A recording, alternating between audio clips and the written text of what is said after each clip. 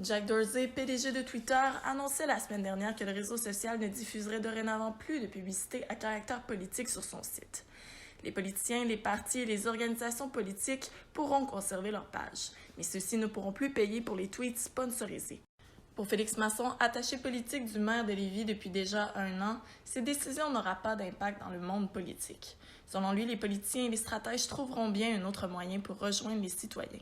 Je ne pense pas qu'à proprement dit, ça risque de changer quelque chose compte tenu du fait que les élus vont continuer à publiciser leurs annonces. Exemple, j'ai fait une annonce de 25 000 $ pour tel organisme aujourd'hui dans telle ville. Et ça, à proprement dit, c'est une forme de publicité. Alors, est-ce une bonne chose de bannir les publicités à saveur politique de sur les médias sociaux? Pour Dorsey, la réponse est simple. Il explique sur Twitter qu'ils ont pris cette décision puisque, selon lui, la portée d'un message politique doit se mériter et non être achetée.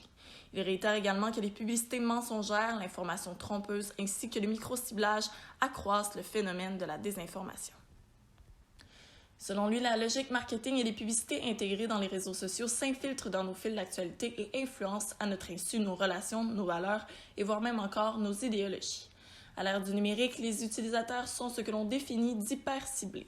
Plusieurs experts critiquent l'escalade déconcertante que prend le pouvoir des réseaux sociaux sur nos opinions politiques et cherchent donc à savoir s'il serait préférable de retirer les publicités politisées sur ces géants de la communication, et pas seulement sur Twitter. Elisabeth Falardeau, stratège pour le ministère de l'Environnement, soulève des arguments intéressants face au pouvoir des réseaux sociaux. Le fait d'interdire les publicités de nature politique aurait plusieurs avantages et irait même jusqu'à réduire à long terme le phénomène de la désinformation.